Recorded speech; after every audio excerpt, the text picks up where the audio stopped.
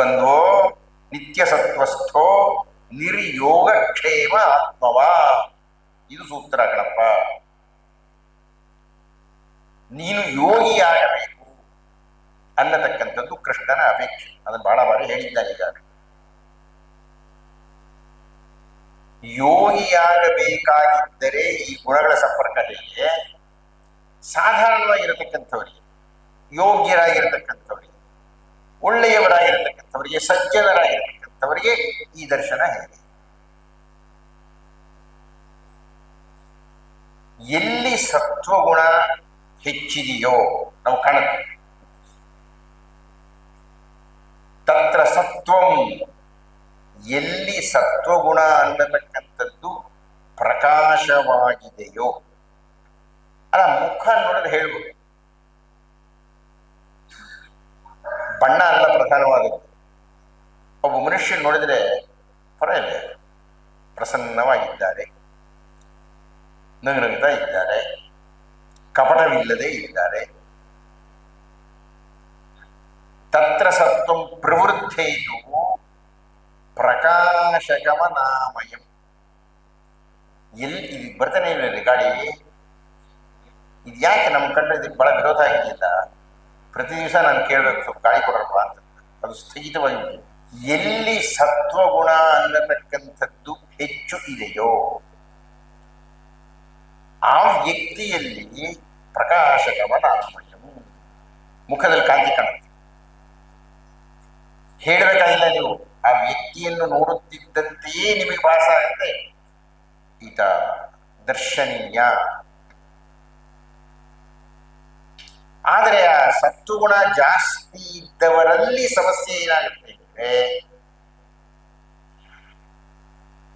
ಜ್ಞಾನ ಸಂಗೇನ ಚಾರಕ ಸುಖ ಸಂಗೇನ ಬದ್ಧನಾತಿ. ಸತ್ವಗುಣ ಜಾಸ್ತಿ ಇರತಕ್ಕ ವ್ಯಕ್ತಿಗೆ ಸುಖದ ಜೊತೆಗೆ ಸ್ನೇಹ ಜಾಸ್ತಿ ಆಗುತ್ತೆ. ಸುಖ ಸಂಗೇನ ಬದ್ಧನಾತಿ, ಸುಖಗಳು ಜಾಸ್ತಿ ಆಗುತ್ತದೆ. ಸತ್ವಗುಣ ಯಾರಲ್ಲಿ ಜಾಸ್ತಿ ಇರುತ್ತದೆಯೋ. ಜ್ಞಾನ ಸಂಗೇನ ಚಾರಕ, ಅವನಿಗೆ ಜ್ಞಾನದ ಜೊತೆಗೆ ಸ್ನೇಹ. ಒಳ್ಳೆ ತಪ್ಪಿಲ್ಲ. ಇದು ಜನಸಾಮಾನ್ಯರ ದೃಷ್ಟಿಯಲ್ಲಿ ಮಾತಾಡ್ತಾ ಇದ್ದಾಗ ಜ್ಞಾನಿಯಾಗಿರಬೇಕು, ಸುಖವಾಗಿರಬೇಕು, ನರಳಾಟ ಇರಬಾರದು, ಒದ್ದಾಡಬಾರದು, ಸುಖವಾಗಿರ್ಬೇಕಪ್ಪ. ನಾವು ಕೇಳ್ತೀವಿ, ಗಾಳಿ ಸ್ವಲ್ಪ ಚೆನ್ನಾಗಿ ಬರೆದು ಸುಖವಾಗಿರ್ತೀವಿ. ಇದು ಅಪೇಕ್ಷೆ, ನಮ್ಮಂತಹವರ ಅಪೇಕ್ಷೆ ಇದು. ಸುಖ ಸಂಗೇನ ಬದ್ಧನಾಗಿ.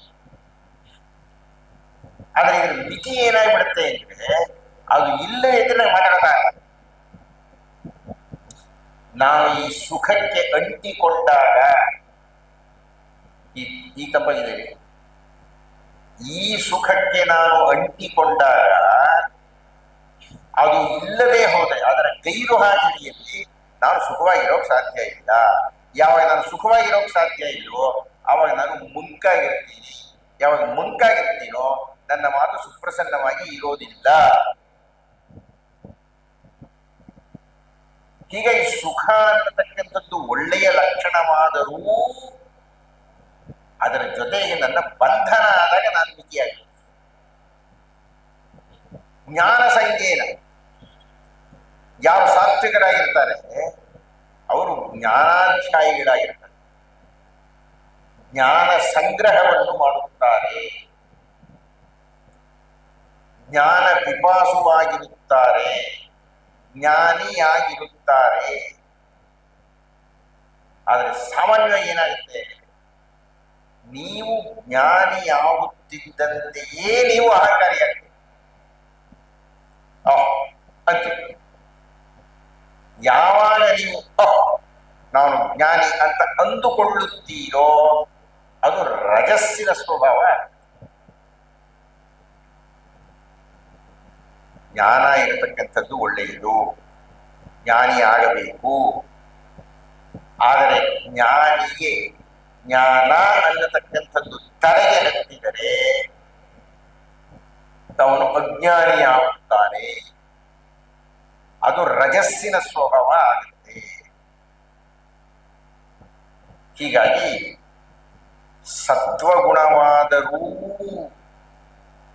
ಸಾತ್ವಿಕತೆ ಇದ್ದರೂ ಅದರ ದೋಷ ಏನಪ್ಪಾ ಅಂದ್ರೆ ಸುಖಕ್ಕೆ ಅಂಟಿ ಹಾಕಿಕೊಳ್ಳುವುದು ಹಾಗೂ ಜ್ಞಾನಿಯಾಗಿದ್ದೇನೆ ಅಂತ ಬೀಗತಕ್ಕಂಥದ್ದು.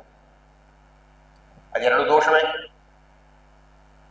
ಆದರೆ ರಜಸ್ಸಿಗೆ ತಮಸ್ಸಿಗೆ ಹೋಲಿಸಿದ್ರೆ ಉತ್ತಮ. ಅರ್ಥ ಆಗ್ತಾ ಇದೆ ನಿಮಗೆ? ಸತ್ವಗುಣ ಅಂತಕ್ಕಂಥದ್ದು ಒಳ್ಳೆ ಗುಣವೇ, ಆದರೆ ಎರಡು ದೋಷಗಳು ಸತ್ವಗುಣದಲ್ಲಿದೆ. ಅದನ್ನು ಮೀರ್ಬೇಕಪ್ಪ. ಮೀರುವಂತಿದ್ದರೆ ಹಾಗೆ ರಜೋರಾಗಾತ್ಮಕ ವಿದ್ಧಿ ವಿದ್ಧಿ ತಿಳ್ಕೋ. ರಜೋರಾಗಾತ್ಮಕ ವಿದ್ಧಿ. ರಜೋಗುಣ ಎಲ್ಲಿ ಜಾಸ್ತಿ ಆಗುತ್ತದೋ ಕರ್ಮ ಸಂಗಿಷು ಜಾಯತೆ. ಕರ್ಮದಲ್ಲಿ ಆಸಕ್ತಿಯಾಗಿರುತ್ತಾರೆ ಸಾಮಾನ್ಯವಾಗಿ ಕ್ಷತ್ರಿಯರು ಅಂತ. ಕ್ಷತ್ರಿಯರು ಅಂದ್ರೆ ಅರ್ಥ ಏನು? ಸಂಗ್ರಹ ಬುದ್ಧಿ ಇರುವವರು. ಒಂದು ರಾಜ್ಯ ಇರುತ್ತೆ, ಯಾವುದೇ ಕ್ಷತ್ರಿಯ ಆ ರಾಜ್ಯವನ್ನು ವಿಸ್ತರಿಸಬೇಕು ಅಂತ ನೋಡ್ತಾನೆ. ನಿಮಗೆ ಇದ್ದ ರಾಜ್ಯದಲ್ಲಿ ನೀವು ತೃಪ್ತರಾಗಿರುವುದಿಲ್ಲ. ಯಾವಾಗ ನಾನು ಅತೃಪ್ತನಾಗುತ್ತೇನೋ, ನನ್ನ ರಾಜ್ಯವನ್ನು ವಿಸ್ತರಣೆ ಮಾಡ್ತಾ ಇದ್ದೇನೆ ಅಂದ್ರೆ ಅರ್ಥ ಏನು ಅಂದ್ರೆ ಬೇರೆಯ ರಾಜ್ಯದ ಮೇಲೆ ನಾನು ದಬಾಳಿಕೆ ಮಾಡಿ, ನನ್ನ ನೆಲ ಸಾಲ್ತಾ ಇಲ್ಲ ಅಂದ್ರೆ ನಾನು ವಿಸ್ತರಿಸ್ತೀನಿ ಅಂದ್ರೆ ಅನ್ಯರ ನೆಲದ ಮೇಲೆ ನನ್ನ ಹಕ್ಕನ್ನು ತೋರಿಸ್ಲಿಕ್ಕೆ ಹೋಗ್ತೀನಿ. ಇದು ಎಂದೂ ಅತೃಪ್ತಿ. ಬರೀ ನೆಲಕ್ಕೆ ಸಂಬಂಧಪಟ್ಟಿದ್ದಲ್ಲ. ನಿಮಗೆ ಒಂದು ತಿಂಗಳಿಗೆ 10 ಲಕ್ಷ ರೂಪಾಯಿ ಬೇಕು ಇಟ್ಕೊಳ್ಳೋಣ.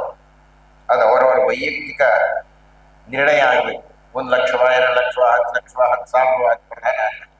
ಪ್ರತಿಯೊಬ್ಬ ವ್ಯಕ್ತಿಗೂ ಯಾವುದೋ ಒಂದು ಇಷ್ಟು ಮೊತ್ತ ನನಗೆ ಬೇಕಪ್ಪ ಒಂದು ತಿಂಗಳಿಗೆ. ಅಷ್ಟು ಮೊತ್ತವನ್ನ ಗ್ರಹಿಸುವುದೋ ಸಂಗ್ರಹಿಸುವುದೋ ವ್ಯಯಿಸುವುದೋ ತಪ್ಪಲ್ಲ.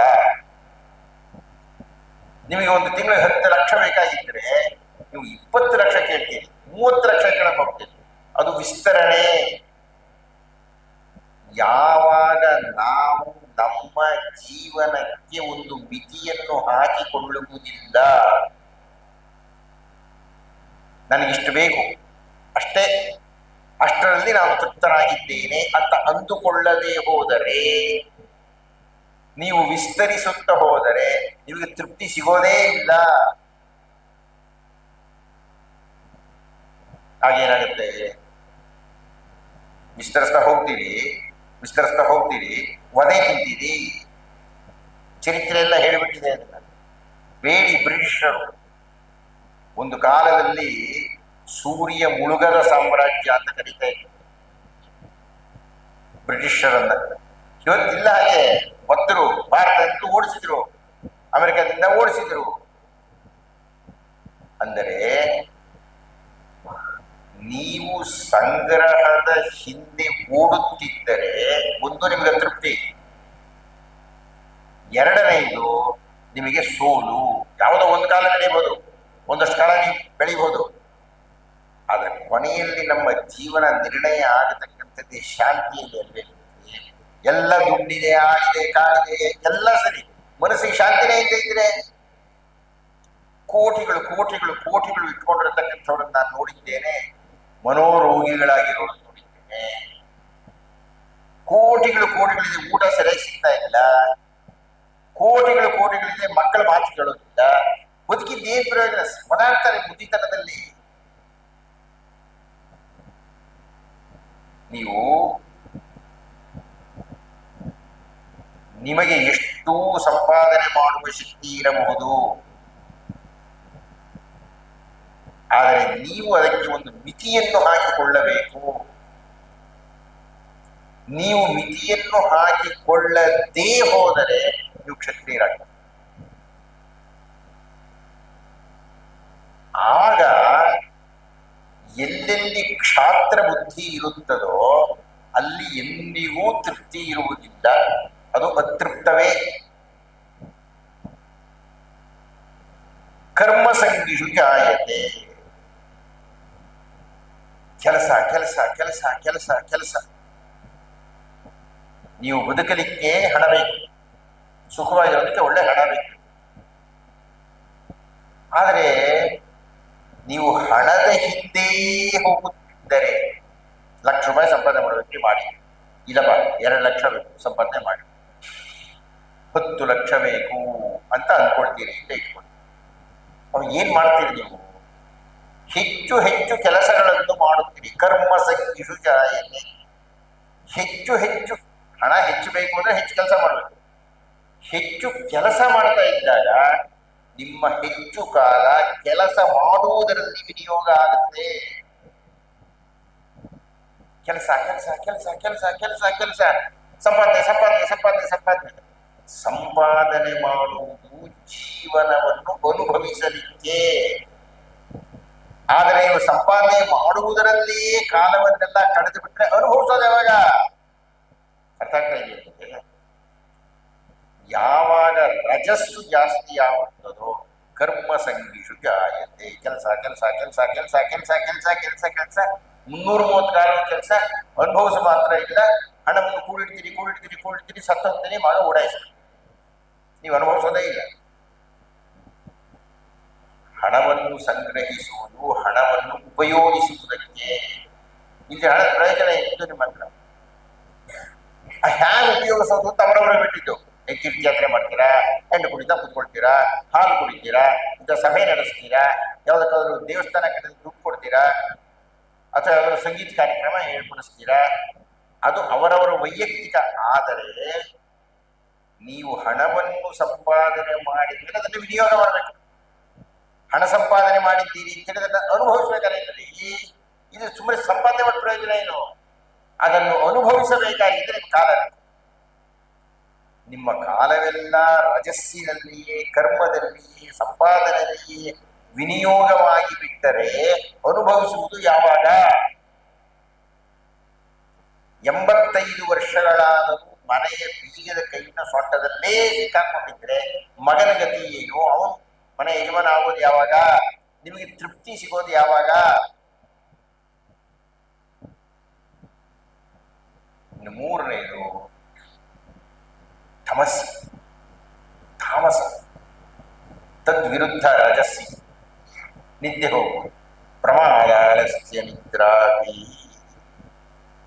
ತನ್ನಿಬದ್ಧನಾತಿ ಭಾರತ. ಜೀವನದಲ್ಲಿ ಆಸಕ್ತಿಯೇ ಇಲ್ಲ.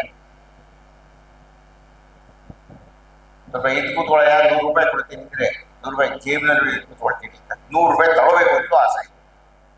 ತಮಸ್ಸು. ಜೀವನದಲ್ಲಿ ಯಾವ ವಿಷಯದಲ್ಲಿಯೂ ಆಸಕ್ತಿ ಇಲ್ಲ. ನಿದ್ದೆ ಇಲ್ಲ, ಕಿತ್ತಾಟ. ಪ್ರಮಾದ ಆಲಸ್ಯ ನಿದ್ರಾಪಿ. ಇಲ್ಲ ಕಿತ್ತಾಡ್ತಾನೆ, ಇಲ್ಲ ಸೋಮರಿಯಾಗಿರ್ತಾನೆ, ಇಲ್ಲ ನಿದ್ದೆ ಹೋಗ್ತಿರ್ತಾನೆ. ಈ ತಮಸ್ಸಿನಿಂದ ಏನೂ ಪ್ರಯೋಜನ ಇಲ್ಲ. ರಜಸ್ಸಿನಿಂದ ಪ್ರಯೋಜನ ಇದೆ. ಅವನೇನೋ ಒಂದು ವೃತ್ತಿಯನ್ನು ಅವಲಂಬಿಸಿದ್ದಾಗ ಅವನಿಂದಾಗ ಒಂದಷ್ಟು ಜನ ಕೆಲಸ ಸಿಗುತ್ತೆ. ಅವರು ಸಮಾಧಾನವಾಗಿ ಒಂದು ಕಾರ್ಖಾನೆ ನಡೆಸ್ತಾನೆ, 1000 ಜನ ಕಾರ್ಮಿಕರಿರ್ತಾರೆ. ಅವ್ರು ಓದಾಡ್ತಾ ಇರ್ತಾರೆ, 24 ಗಂಟೆ ನಿದ್ದೆ ಇದೆ. ಕಾರ್ಮಿಕರು ಹಾಯಾಗಿ ಕೆಲಸ ಮಾಡ್ತಾರೆ, ಸಂಬಳ ತಗೊಳ್ತಾರೆ, ಬದುಕ್ತಾರೆ. ತಮಸ್ಸಿನಲ್ಲಿ ಅದು ಇಲ್ಲ. ಅವನೂ ಸುಖ ಇಲ್ಲ, ಯಾರಿಗೂ ಸುಖ ಇಲ್ಲ. ಪ್ರಮಾದಾಲಸ್ಯ ನಿದ್ರಾಪಿ, ಇದು ತಮಸ್ಸಿನ ಲಕ್ಷಣ. ಮುಂಕು, ಪ್ರಯೋಜನ ಇಲ್ಲ, ಯಾವುದರಲ್ಲಿಯೂ ಆಸಕ್ತಿ ಇಲ್ಲ, ಯಾವುದನ್ನೂ ಗೆಲ್ಲಬೇಕು ಅಂತಿಲ್ಲ, ಯಾವುದನ್ನೂ ಸಾಧಿಸಬೇಕು ಅಂತಿಲ್ಲ. ಜೀವ ಇರುವ ಹೆಣದಂತೆ ಇರುತ್ತಾನೆ. ಅದಕ್ಕೆ ಶ್ರೀಮದ್ ರಾಮಾಯಣದಲ್ಲಿ ಈ 3 ಗುಣಗಳಿಗೆ ಪ್ರತಿನಿಧಿಗಳಾಗಿ ವಿಭೀಷಣ, ರಾವಣ ಮತ್ತು ಕುಂಭಕರ್ಣ ಇರ್ತಾರೆ. ಕುಂಭಕರ್ಣ ಕೆಡಕಲ್ಲ, ಅವನು ಪ್ರಯೋಜನ ಇಲ್ಲ, ಯಾವಾಗಲೂ ನಿಂತೆ. ಕುಂಭಕರ್ಣ ಮಹಾಧರ್ಮಿಷ್ಠ, ಮಹಾಧರ್ಮ ಪ್ರಜ್ಞೆ ಇದ್ದವನು. ರಾವಣ ಅವನನ್ನು ಎಬ್ಬಿಸಿ, ನಾನು ಬಹಳ ಕಷ್ಟ ಬಂದ್ಬಿಟ್ಟಿದೆ ಕಣಯ್ಯ, ಆ ಸೀತೆಯನ್ನು ಎತ್ಕೊಂಡು ಬಿಟ್ಟಿದ್ದೀನಿ ನಾನು, ಈಗ ರಾಮರು ಬಂದುಬಿಟ್ಟು ಅಲ್ಲಿ ಗಲಾಟೆ ಮಾಡ್ತಾ ಇದ್ದಾರೆ, ಸಮುದ್ರದ ಕಡೆ ಇದ್ದಾರೆ, ಬರ್ತಾರಂತೆ, ನೀನ್ ನನ್ಗೆ ರಕ್ಷಣೆ ಕೊಡಬೇಕು ಅಂತ ಕೇಳಿದಾಗ ಕುಂಭಕರ್ಣ ಕೇಳಿದ ಮೊಟ್ಟ ಮೊದಲನೇ ಪ್ರಶ್ನೆ, ಎತ್ಕೊಂಡು ಬರೋ ಮುಂಚೆ ನಾನೇನ್ ಕೇಳ್ದ ನೀನು ಕಷ್ಟ ತಪ್ಪು ಮಾಡಿದ ಮೇಲೆ ಅನುಭವಿಸುವುದು, ನೀನ್ ಮಾಡಿದ್ ಸರಿ ಇಲ್ಲ ಅಂದ. ಆಮೇಲೆ ರಾವಣ ಕೇಳ್ದ, ಹೌದಾ ಏನೋ ತಪ್ಪು ಮಾಡಿದ್ದೀನಿ ಅಂತ ಸರಿಪಡಿಸು, ನೀನು ಕ್ಷಾತ್ರ ಏನೇನೋ ಹೇಳ್ದ, ಕತೆ ಮುಂದುವರಿ ಬೇರೆ. ಆದರೆ ಕುಂಭಕರ್ಣ ವರ್ಷದಲ್ಲಿ 300 ದಿವಸ ಬಿದ್ದುಕೊಂಡಿರ್ತಾ ಇದ್ದೆ, ಒಂದು 5 ದಿವಸ ಎಬ್ಬಿಸಬೇಕಾಗಿತ್ತು, ತಿಂದು ತಿರುಗಿ ಬಿದ್ದುಕೊಳ್ತಾ ಇದ್ದೆ. ಕೇಳಿಲ್ಲ, ಉಪಯೋಗವೂ ಇಲ್ಲ. ರಾವಣ ರಜೋಪ್ರಧಾನವಾದ್ದರಿಂದ ಮಾಡಬಾರ್ದ ಕೆಲಸ ಎಲ್ಲ ಮಾಡ. ಎಷ್ಟು ಚಿನ್ನವನ್ನು ಎಲ್ಲ ಕಡೆಯಿಂದ ಸಂಗ್ರಹಿಸಿ ತಂದು ಹಾಕಿ ಏನು ಸ್ವರ್ಣಲಂಕೆ ಅಂತ ಮಾಡಿದರೂ ತೃಪ್ತಿ ಇಲ್ಲ. ಎಷ್ಟು ಹೆಣ್ಣುಗಳನ್ನು ಅನುಭವಿಸಿದರೂ ತೃಪ್ತಿ ಇಲ್ಲ, ಅತೃಪ್ತ. ಯಾವಾಗ ಈ ಅತೃಪ್ತಿ ಎನ್ನುವುದು ಜಾಸ್ತಿ ಆಯಿತೋ ಅವನು ಸತ್ತ, ದಾರುಣವಾಗಿ ಸತ್ತ, ಎಲ್ಲರನ್ನೂ ಕಳ್ಕೊಂಡು ಸತ್ತ. ಯಾವಾಗ ನೀವು ಅತೃಪ್ತಿಯ ಬೆನ್ನ ಹಿಂದೆ ಹೋಗುತ್ತೀರೋ ನಿಮಗೆ ವಿಚಕ್ಷಣತೆ ಎನ್ನುವುದು ಇರೋದಿಲ್ಲ. ಅಲ್ರಿ, ಮಗ ಸತ್ತೋಗಿದ್ದಾನೆ, ತಾನು ಮಾಡ್ತಾ ಇರ್ತಕ್ಕಂಥ ಕ್ರಿಯೆ ಇಲ್ಲ, ಬಿಟ್ನ. ತಮ್ಮ ಸತ್ತೋದ, ಬಿಟ್ನ. ಬಿಟ್ಟು ಹೋದ ತಮ್ಮ, ಬಿಟ್ನ. ಒಂದು ಸಲ ನಿಮಗೆ ರಜೋಗುಣ ಪ್ರವೇಶ ಆಗಿಬಿಟ್ರೆ ಯಾರ ಮಾತು ನೀವು ಕೇಳುವುದಿಲ್ಲ. ರಾವಣ ಉದಾಹರಣೆ ಅದ, ರಜಸ್ಸಿ. ವಿಭೀಷಣ ಸತ್ವಗುಣ ಸಂಪನ್ನ. ಅವನು ಅಣ್ಣ ಮಾಡಿರತಕ್ಕಂಥದ್ದು ತಪ್ಪು ಅಂತ ನಿರ್ಣಯ ಮಾಡಿ ವಿರೋಧಿಸಿದಾಗ ಶ್ರೀರಾಮನ ಶಕ್ತಿ ಏನು ಅಂತ ಅವನು ಗೊತ್ತಿಲ್ಲ. ಶ್ರೀರಾಮರು ಗೆಲ್ಲುತ್ತಾರೋ ಸೋಲುತ್ತಾರೋ ಗೊತ್ತಿಲ್ಲ. ಆದರೆ ಅವನು ನಿರ್ಣಯ ತಗೊಂಡ, ಸಾತ್ವಿಕವಾದ ನಿರ್ಣಯ ತಗೊಂಡ. ಸಾತ್ವಿಕವಾದ ನಿರ್ಣಯ ತಗೊಳ್ಳೋದ್ರ ಅರ್ಥ ಏನು? ಎಲ್ಲಿ ಧರ್ಮ ಇರುತ್ತದೆಯೋ ಆ ಧರ್ಮಕ್ಕೆ ಅನುಗುಣವಾಗಿ ನಾನು ನನ್ನ ಮತವನ್ನು ಚಲಾವಣೆ ಮಾಡುತ್ತೇನೆ ಅಂತ ಅವನು. ಅದರಿಂದ ಅನುಕೂಲ ಆಗತ್ತಾ ಅನನುಕೂಲ ಆಗತ್ತಾ ಅನ್ನೋದು ಆ ಕ್ಷಣದಲ್ಲಿ ವಿಭೀಷಣನಿಗೆ ಗೊತ್ತಿಲ್ಲ. ಇಷ್ಟಕ್ಕೂ ನಾನು ಹೋದರೆ ಶ್ರೀರಾಮರು ಸೇರಿಸ್ಕೊಳ್ತಾರ ಅನ್ನೋದು ಗೊತ್ತಿಲ್ಲ.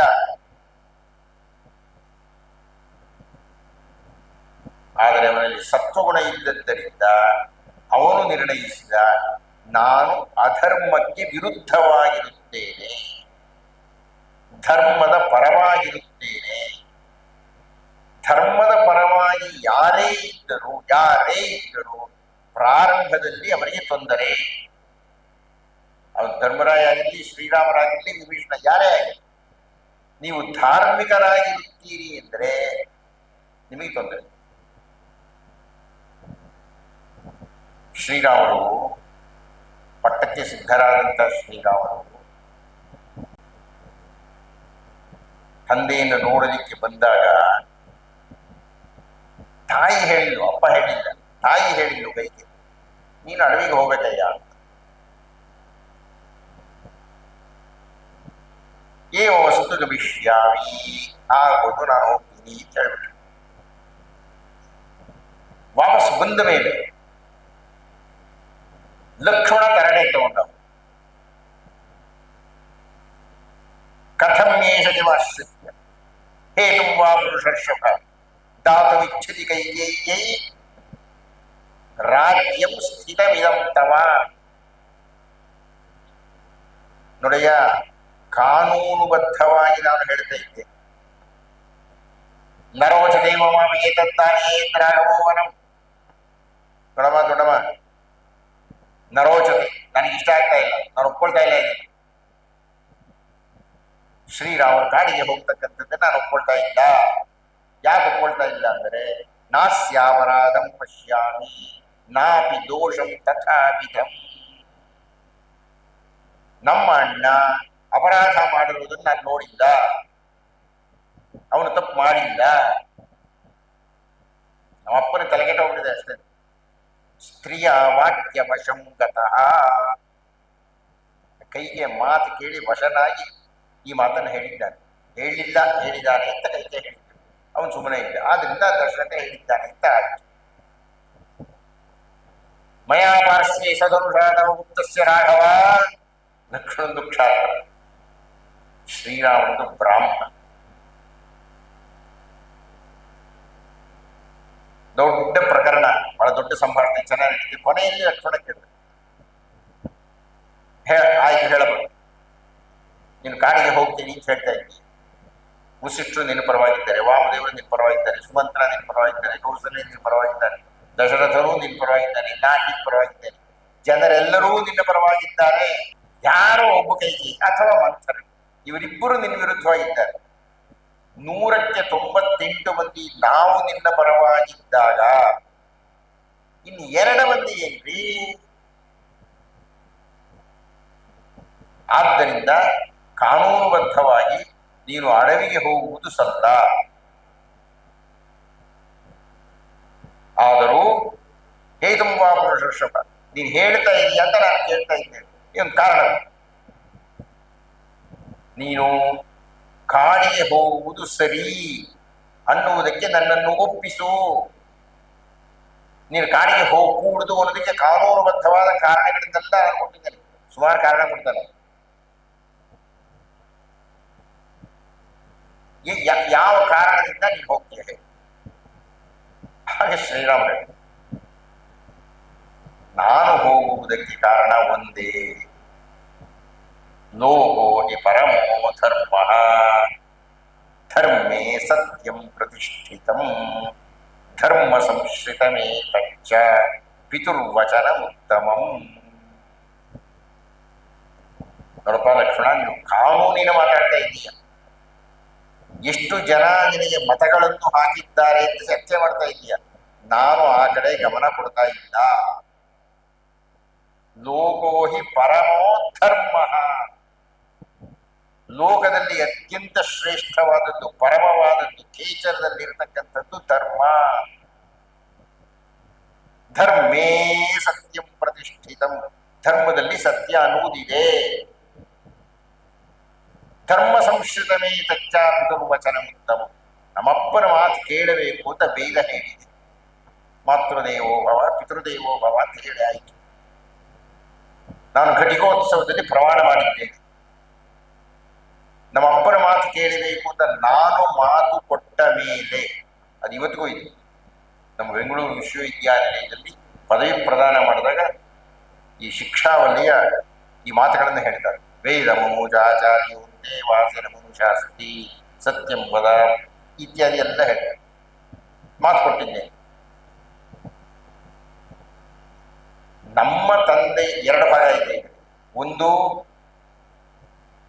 ಇದು ಧರ್ಮವಾದ್ದರಿಂದ, ಯಾವುದು ಧರ್ಮ? ಯಾವುದರಲ್ಲಿ ಸತ್ಯವಿರುತ್ತದೋ ಅದು ಧರ್ಮ. ಸತ್ಯ ಯಾವುದಿದೆ?